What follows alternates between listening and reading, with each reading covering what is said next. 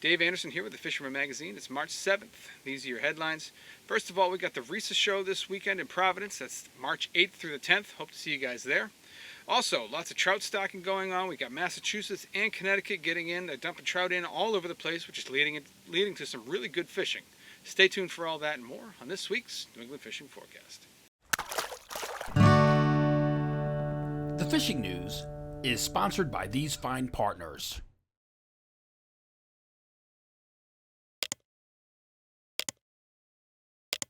Get to your dealer now for the Power and Performance Sales Event. Get up to 7 years of Yamaha warranty protection free. Or earn up to $200 in dealer credit. Yamaha Power and Performance has never been a better value. Before we begin, we've got a few news items for you guys. The first one is the RISAA Show, which is going to hit the Rhode Island Convention Center this weekend, so Friday through Sunday, the 8th through the 10th. And that's on Sabin Street in Providence. Easy to get to. You can park right at the mall. You can park right at the convention center. And it's an awesome show. It's the biggest saltwater show we have in New England. Most guys that read this magazine do not want to miss it.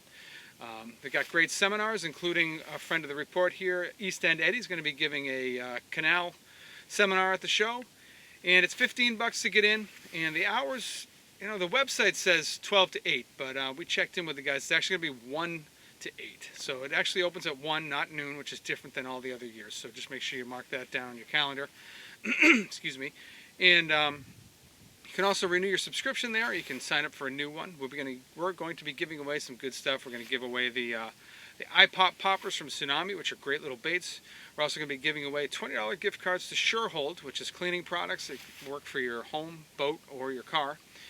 And if you take your receipt over to the FishBItes booth, you can pick up a free pack of FishBItes of various flavors and sizes and shapes. So you know, we're trying to make it worth it for you guys. You know, give you something a little extra. It's $29.95 for the year. You're going to get 12 issues sent to your house. You're going to get 26 digital editions plus all the back issues and all our other editions. It's the best $30 you can spend at fishing. I will be there all 3 days. So if you want to talk fishing, or you want to talk plug building, or you want to talk baseball, I don't care. Come on over. I'll be looking for some ears to bend. So I'll be looking forward to seeing you guys there. For more than 20 years, anglers everywhere have come to know one thing, that nothing says no to FishBItes. Next thing, of course, is the trout stocking, which has been going on, and Massachusetts has really started to kick things into gear. They've done like 20-something ponds just since the beginning of this week. Most of them are from Plymouth out to the Cape, and the preliminary reports we're hearing have been really good fishing out there. And then Connecticut, same thing. You know, they've really ramped up their efforts in the last few days. So you're going to see, you know, that's pretty much statewide. They're just covering the entire state. Great fishing has followed. And then, of course, Rhode Island, they are stocking, but Rhode Island is the only state in southern New England that has a closed trout season. So trout stocked waters are off limits in Rhode Island, but you know, so just don't make that mistake. If you want to catch trout, fish Connecticut, fish Massachusetts, and leave the ocean state out of your plans. Next thing, of course, is the giveaway, which is ongoing, and you know, the photos have been kind of a trickle lately. You know, it's kind of surprising to me because we've had nice weather. The fishing has been good by all of my experience and all the guys that I'm talking to. Just doesn't seem like a lot of guys are actually out doing it. But you know, we still got more than a month to win this thing. I'm giving away this this dual action swimmer made, or as a copy of a dual action swimmer made by Connecticut Yankee back in the 40s, 50s, and 60s. Really cool little plug. You'll probably be the only guy throwing one, and it's got unique action, so be something cool to win. And all you got to do is take a picture of a recently caught fish, send it in to me at danderson@thefisherman.com, or text it to the number on the screen, and then just give me the pertinent details. Just tell me your name, tell me where the fish was caught, tell me the size of the fish, you know, tell me the story behind it, whatever. And we'll get you entered in the contest, and good chance you'll find yourself in the magazine as well. This one's going to wrap up on April 24th, and that's when we'll pick the winner. So until then, you know, keep fishing, keep sending those pictures in, and we'll get you entered in the contest.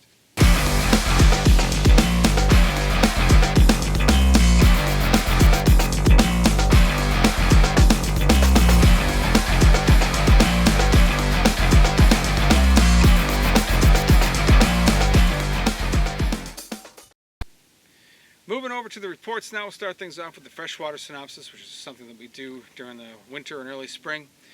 And this week, it's been mostly about the trout. There's a lot of trout stocking going on, which has got a lot of people excited to get out there and fish. It's a great thing, especially over in Connecticut, where we used to have that closed season, and now it's not closed anymore, and it does good things for everybody. It gives the tackle shops some added business in the wintertime, which they definitely, I'm sure, appreciate. And it gives a lot of people a good reason to get out there and fish. Something that a lot of guys don't think of, though, is that when these trout are introduced to these ponds, it also is a reason for some of the biggest largemouth bass in the lake to get excited. So it's almost like a herring run.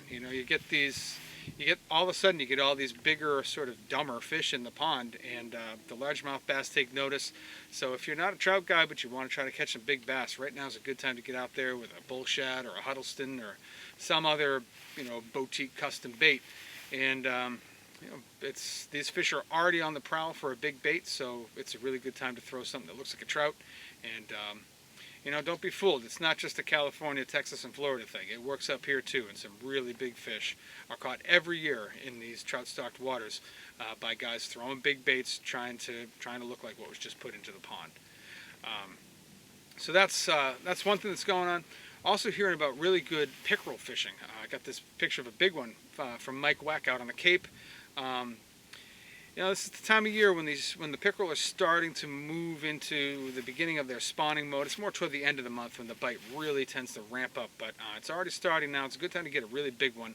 I know pickerel get a bad reputation, but they are actually quite fun to catch, and right now is a great time to target them. And then we'll just go back to trout real quick. I just want to remind you guys, this is a great time to get your kids involved. It's easy fishing right now. You don't have to throw bait. You don't have to be quiet or careful or anything like that. Stock trout they have no instincts. So they've been raised in a cement ditch. So you go out there, you throw something that's brightly colored, that moves, that has a lot of flashy action to it, and you're going to attract some attention. You're going to catch fish. I like things with oranges or chartreuse or bright white, bright silver. Anything like that. I tend to do it with a jerkbait just because I find that is the most effective, but you can definitely do it with a tin or a spoon or a spinner, anything like that. You're going to get that reactive strike, and this is a great time of year to rack up some numbers and, again, get those kids involved. Moving over to the regional reports now, I haven't really heard any ice fishing reports from up north. I'm sure there's still some safe ice up there, but I think things are starting to dwindle out a little bit. So if you were thinking about making a run north, I would definitely make some phone calls or something before you do it, because you may get there and find that there's no ice to play with.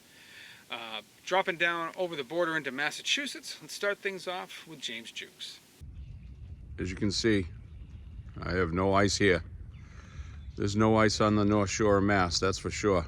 It is completely gone, not even a skim, which it led to some pretty fantastic open water fishing if you got out. Got word a bunch of pike in the Merrimack, lots of largemouth and panfish being caught all over the place. And you really didn't have to necessarily go to a slower presentation to find fish. So even though the water's still pretty cold, things are heating up. Anyways, no word on any holdover stripers up this way. I would assume that the guys in Boston found some, but I didn't hear anything from those guys down there.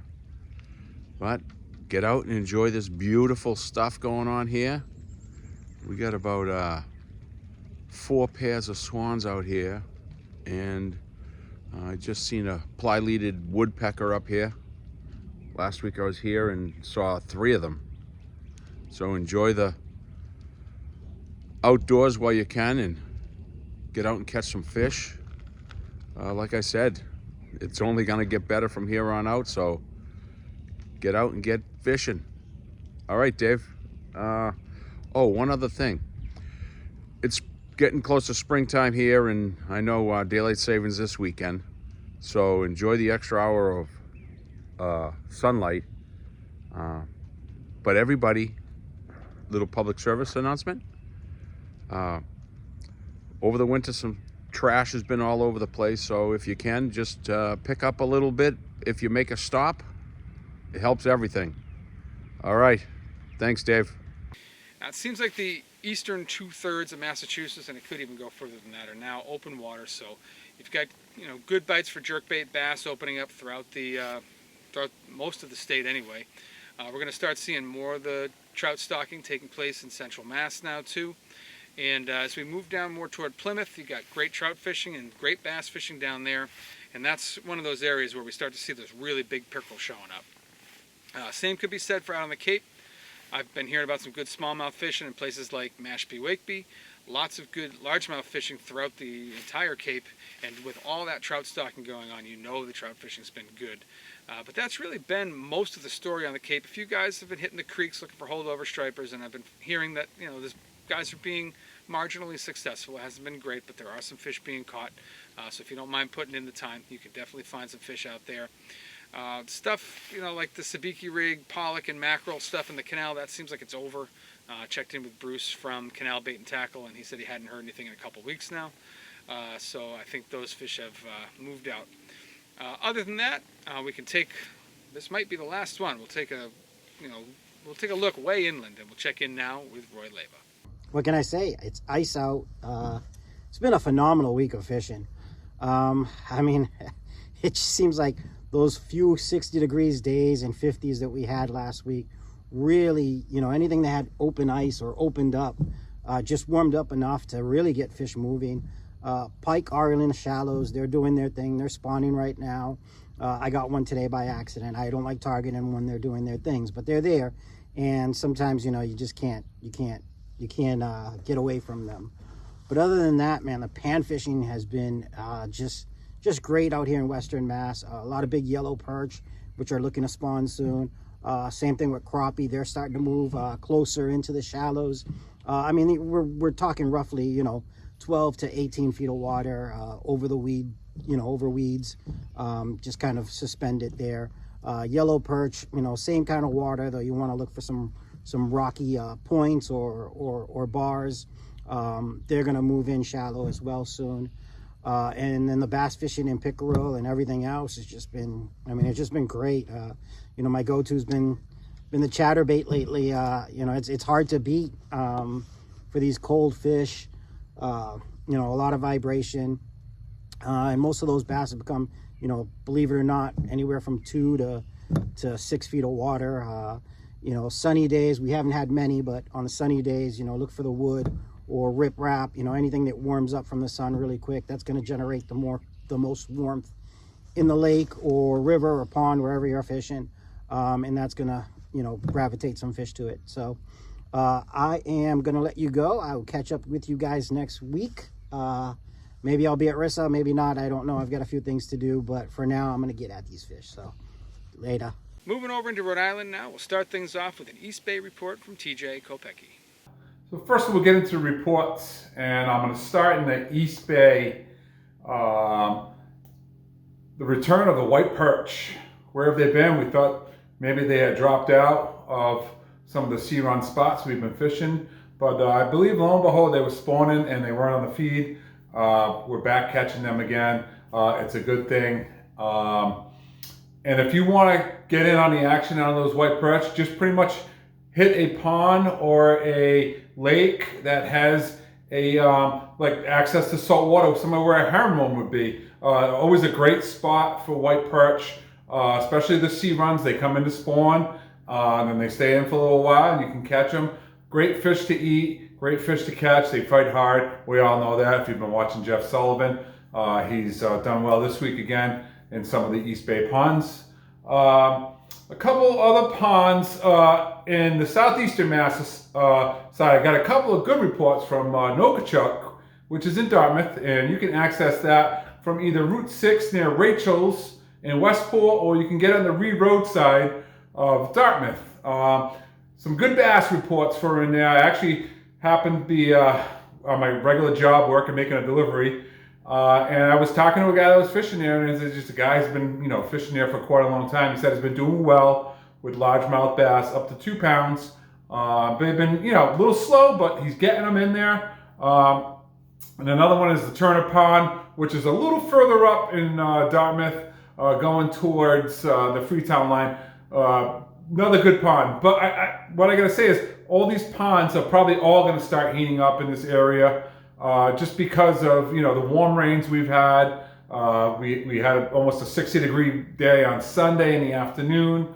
I had a chance to get out myself. Got some nice crappie in Milford Pond over in Swansea. The bite was nonstop. It was really good. It was just about an hour bite though. I couldn't, after so long, the fish just weren't biting. I couldn't find them anymore. I moved around a couple spots. But this time of year, these fish are moving. You got to stay with them. You got to move with them. Just like the perch, they're always on the move. They're looking for their forage. The crappie were actually very aggressive, surprisingly. Couldn't find a bass again in there. Not sure why, but I did try some paddle tails. I tried some stick baits. Definitely, did everything I was supposed to be doing. I just couldn't get on a bass. So I even tried the worm and net rig. Didn't get anything. So there's lots of good opportunities. I know we're having a wet week and the rain's going to stick around into this weekend, but I think the rains are warm. The temperatures are in the 50s. So if you can get out there and fish, give it a good shot. Even with the schoolie situation, this water warming up might spark them up. There's some herring moving in still. So give that a chance also. So for this week's tip, it's just a quick tip, and it's what I do all winter long, is basically as I buy a jumbo spool. For me, it's just Yozuri hybrid fluorocarbon. And I will definitely just take some baggies, and then I tie a bunch of rigs. I tie some with, and then I'll tie some without the hook. Based on the conditions, and some of these will be 25, and some of them are just like plain mono that I actually have too. But these are tog jigs. So not along the tog, I'll tie like probably, I don't know, I got a bag full of them, So I'll put them in the small Ziploc, then I'll put them into the bigger Ziploc bag, and I'll store them in there. That way I'm ready to go all the time. When it comes to rigs, if I break off, I can pretty much just I use a snap swivel, a coastal lock for my terminal on my rod, and I pretty much just put a loop on the top of this, and I can switch rigs. I mean, of course, if I break at the snap swivel, I'll tie the snap, but I have them all tied. So I also tie a bunch of fluke rigs too. The high-low rigs for fluke. I'll tie a couple of chicken rigs in here. I just have everything ready to go. So when I'm out fishing, I don't have to waste time to do any of that stuff. So hopefully that helps you guys and maybe sparks you to tie your rigs for the season. But I pretty much do it all winter. It keeps me going if I'm not fishing and then there's ice. So from the East Bay, a little bit of southeastern Massachusetts, we'll check in with you guys next week. Now for the first week in about a month, it doesn't seem like there's been much movement at all on the scale for holdover striped bass. I am hearing about guys getting fish. These fish are mostly hanging deep, and the guys I'm hearing about doing the most damage are either in a kayak or a boat. They're using a fish finder to find the fish. They're finding them anywhere from like 20 to 50 feet of water, depending on the estuary and what the limits of the depth are in the estuary. And the few things that I've been able to sort of pull out of the data points I've been able to pull out of this are that these fish are on the move more than they were. They're in deep water, and the guys that are having success are doing it by downsizing. So using, smaller soft plastics, 2 to 4 inches at the most. Using the lightest jig heads possible, using very light lines so they can keep it down and not have to worry about the currents or the scoping it out or the movement of the boat or the kayak. And, finding schools of fish and then just trying to stay on them and just kind of finessing them, fishing different style baits, paddle tails, straight tails, fork tails. Believe it or not, it makes a difference. And that's mostly what I've been hearing from the holdover guys. I was checked in with a few of the head boats. I know a few of them, one of them being the Island Current, made a wreck trip over the weekend. They covered a ton of water and did not catch a ton of fish. So the codfish bite right now just seems like it's a little bit off. Hopefully, if you look at last year as an example, the cod bite really ramped up going into April and was much better in the fourth month and the third. So maybe that's going to be a new pattern, so we'll just keep an eye on that for you guys. One thing I have been hearing about out in Block Island Sound and Rhode Island Sound is that we're starting to see more herring schools moving in.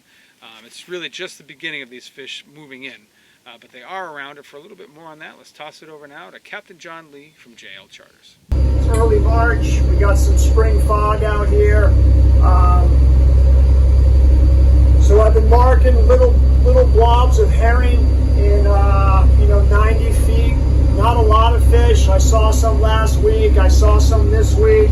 Talking with some of the local commercial fishermen, there's really not much happening on the South Shore of Rhode Island yet. A little bit of whiting and a little bit of herring, but it's still way too early. As one guy told me, don't let the crocuses fool you. We still have another month to go. Anyway, I'll be in touch. Have a good week. Enjoy the fishing shows. I won't be there.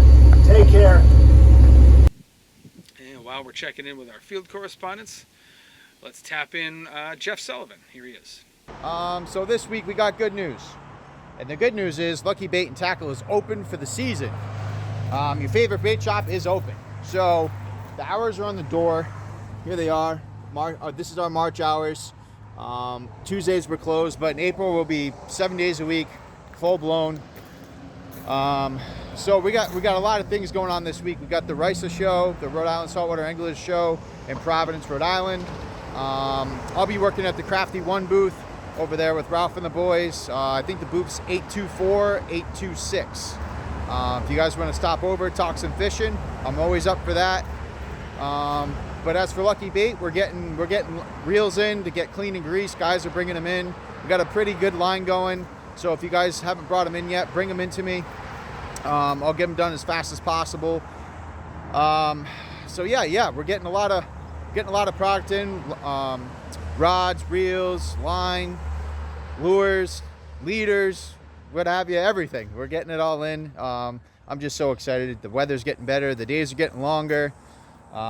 Everyone's getting the urge to go out there and get some fishing in. So yeah, I'm just stepping in the work now and get some reels done now. And so yeah, this is gonna be a big weekend. So hopefully see you guys at the show. Come over to the Crafty One booth. I'll be at the Game On booth in and out too as well. I think the Game On booth's 1114 and 1116. I believe so. I think that's Game On's booth too. But you'll find me somewhere in there. Just stop, say hi, or come on in the shop. We're open now, so come on in, talk some fishing. I'm always up for that. But yeah, so that's pretty much what's going on this week. It's been a real busy week, so yeah. So all right, same time next week, guys. I'll have a little bit of different update for you. Oh, I did do some fishing this week. I did some largemouth fishing. It's looking pretty good. Another couple weeks is probably what I'm looking for, more towards the bigger bass. Got some white perch fishing in. The tides look good, so I've been doing some tidal perch fishing. And make sure you pick up this month's issue of the Fisherman magazine in March, or the March's issue rather. It's a good one. I talk about the winter white perch fishery that we have. It's awesome. So yeah, come on in, stop into Lucky Bait and Tackle. We're open. It's the season, baby. Same time next week, guys. Thanks.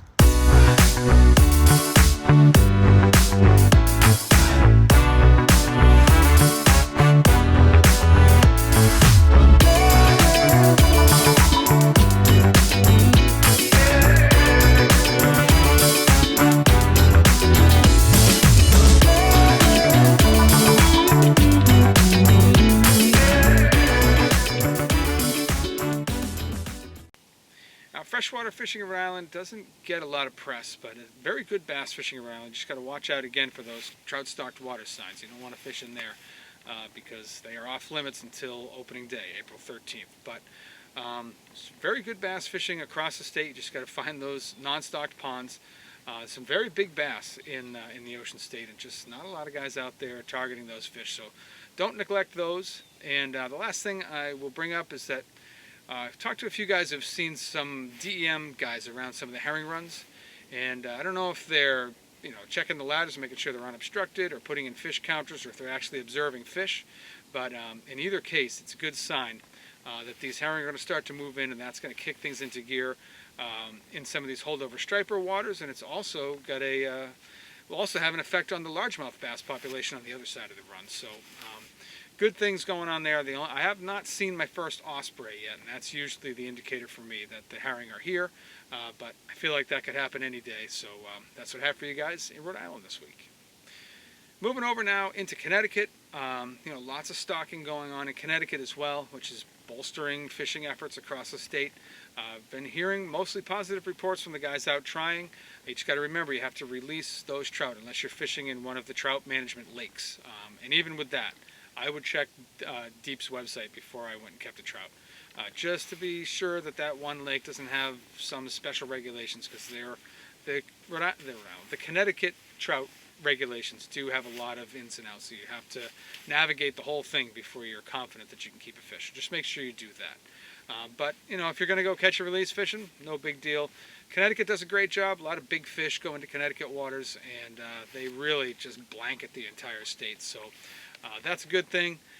Don't forget, too, that the largemouth fishing in those lakes for many, many years was off limits until the last few. So it's a really good opportunity for you largemouth guys to get out there and target some of these lakes, which probably have a couple of absolute slobs in there that have been feeding on those trout forever. And finally, they are targetable. So definitely check that out. I was checking in with Rowan Lytle the other day. He said that the river wasn't quite blown out yet. He said it was high, a little murky, but really pretty much what you'd expect for March. However, we have a lot of rain coming in, and the Connecticut River is sort of like the drainage ditch for all of New England. So so much of that water anyway is going to run down these tributaries and just swell that river up. So hard to say what the result of that's going to be. One thing I'm pretty well sure of is that it's going to be a mess. So Connecticut River fishing may be off limits through the weekend, but for a little bit more on that, let's check in now with the man himself. Here's Rowan Lytle. Hey everybody, so the news this week is it's getting warmer and wetter. The Connecticut River's coming up. There's a little bit of snow melt starting to the north, as well as the rain we're getting throughout the end of this week. That's going to definitely bring the river up. It's already risen substantially. I mean, there was a 2-day time period there where I watched it come up about 1.5 feet in a very short amount of time and start to pick up some stain. But the carp fishing is absolutely fantastic in a lot of the backwaters and tributaries. You should see some decent pike fishing in spots where the water clarity is still good, and the pan fishing in the coves is pretty good as well. So despite the rain, the mild conditions are definitely getting the fish more active. Now, in the coming months, I'm going to be doing a lot of flooded forest fishing for carp and bowfin and things of that. Now let's check in with Captain Mike Roy from Real Cast Charters. Hey all, this upcoming weekend is the Rhode Island Saltwater Fishing Show. I will be there Saturday with the Humminbird and Minn Kota booth. So if you're in the area, stop by and say hi. Just down here putting some of my new setups together, my conventional setups for this upcoming season. I want to show you a lightweight setup. This is an alternative option to fishing a Shimano Stratac 4000. You could throw 1/2 ounce to 1 ounce lures on this. This is the Shimano Tranx 151. I had 15-pound Power Pro on here, and this is on a G Loomis. It's the GCX 843CF. Now this is a nice setup for throwing light lures. You could also throw an Alabama rig off this early spring if the fish are real finicky. Sometimes we will throw those. But I think one of the reasons we see a lot of saltwater anglers, especially in the Northeast, but all over the place, primarily grow up using spinning reels. And for somebody that's right-hand dominant, conventional with a right-hand retrieve can be pretty awkward. So I'm a big fan of these Tranx. This is the 151, but the Tranx with the left-hand retrieve I really like. I also have one step up. This is the 201, just a few ounces bigger than the 151, and this has 30-pound Power Pro on it. So this is a nice setup for bottom fishing if I'm trying to vertical jig black sea bass or tog. So check these out from Shimano. And finally, we'll head down toward the mouth of the river and check in with Matt Stone from Black Hall Outfitters. What's up, everyone? Matt here at Blackhawk Outfitters in Westbrook with this week's fishing report. Feeling a little spring-like out there, especially with all that rain. Temperatures are going to be pretty good, though, so hopefully some fish that might have been a little bit slower during the colder days are maybe going to be more active during this warmer run. Water levels in the rivers and creeks definitely high. I got out for some center pin yesterday. Couldn't buy a bite. High water, fast-moving water. Probably will be the norm for the next week or so while we deal with these storms coming through. Holdover bite still active. Nice water in like the 40s or so. Not nice, but for March we'll take it. Definitely some holdover action available for those who want it. Freshwater, you can throw some big swim baits for some pre-spawn largemouth. I've definitely seen some folks doing really well with that. Wake baits as well at night can work really well for largemouth this time of year. And then a lot of the trout stocking is happening as well. So plenty to do out there. Choose your days and good luck. Then heading out west, hearing about some trout fishing out there, but most of the guys that are fishing out that way seem to be fishing for striped bass, and most of them are fishing in the Housatonic. Story that I've heard has been that it's been a little slower over the last week or so. Nighttime still better. The daytime guys have really been struggling. They're having to downsize too to find some better bites in the daytime. But for a little bit more on that and some of the other things happening out west, let's check in now with Max Finch from Fisherman's World. This past week, I've seen some nicer fish taken on the Housatonic and the upper parts. At nighttime, guys throwing their favorite soft plastics like GTs, Lunker City on lead heads. Guys are also getting them on sinking SPs and floating SPs in the Naugatuck area and Sullivan's Island. Just look for the bite to keep getting better and better as we move into spring. Hopefully we have a good showing of springtime herring like blueback and alewives that'll really fire the bite up. I've had some incredible bites myself, up at the Derby Dam and then the mouth of the Naugatuck. On the trout side, our local rivers and streams have been fishing well. Myanus, Norwalk River, the Mill. And then you got to catch and release right now, so remember to follow your local rules and regulations for each stream. And then, the herring, the saltwater herring hasn't been really that good. It was good for a little while, spotty, and then now it's just kind of tinkering off. I know there's some herring way, way, way down west, I've heard, towards, the East River and then the Greenwich area, but it's still really spotty. But other than that, that fishery is going to start ending and everybody's getting really excited for the spring. Thanks and good luck. And lastly, let's take a flight down to Costa Rica and check in with Ben Gilmour from Jackpot Sport Fishing. Guys, how's it going? Just a quick fishing report from down here in Costa Rica. The incredible fishing continues down here. Only yesterday aboard Good Day, we released 16 sailfish and we caught a huge bull dorado, over 30 pounds and 53 inches. Just incredible fishing. There's been a couple of marlin out there, not too many. The water's been pretty warm down here, kind of 85, 86 most days at the moment. So not too many marlin biting at the moment. But we got some yellowfin tuna out there. Some big tuna caught this week, over 100 pounds, quite a few yellowfins over 100. And inshore along the beaches and the rocks, there's been some really solid rooster fishing. My buddy the other day caught a 50-pound rooster fish, and there's been some big snook. Costa Rica is famous for Pacific black snook. The world record was caught down here, just under 60 pounds. And this is the place to come, guys, if you want to catch a trophy snook. Check us out. This is Ben Gilmour, Jackpot Sport Fishing, and the Marina Pez Vela, Costa Rica. And that's what I have for you guys this week. Hopefully it's going to inspire you to get out there. I mean, it's warm. It's not too windy. It's not uncomfortable out here at all. Very good freshwater fishing, regardless of what species you want to chase, from pickerel and pike to bass and trout, and panfish as well. Very good fishing pretty much across the entire region. And make sure you stop by at the RISAA Show and say hello. Get you signed up, get you some free stuff. If you're not a subscriber to the Fisherman and you're not going to be at the show, I would highly recommend heading to our website. That's thefisherman.com. You get a full taste of all the things we offer. We cover all the fishing from Delaware up to Maine, everything. Freshwater, saltwater, inshore, offshore, kayak, paddleboard, fly, surf. It's all covered. And it's $29.95 for the year. You're going to get 12 issues sent to your house, like paper magazines. You're going to get 26 digital magazines sent to your email during the season from April through November. If you're still not convinced after all that, though, at the very least, give us a like and subscribe here on YouTube and hit that little bell thing right there so you get a notification every time we post something new. We appreciate you guys for watching, and we'll see you next week.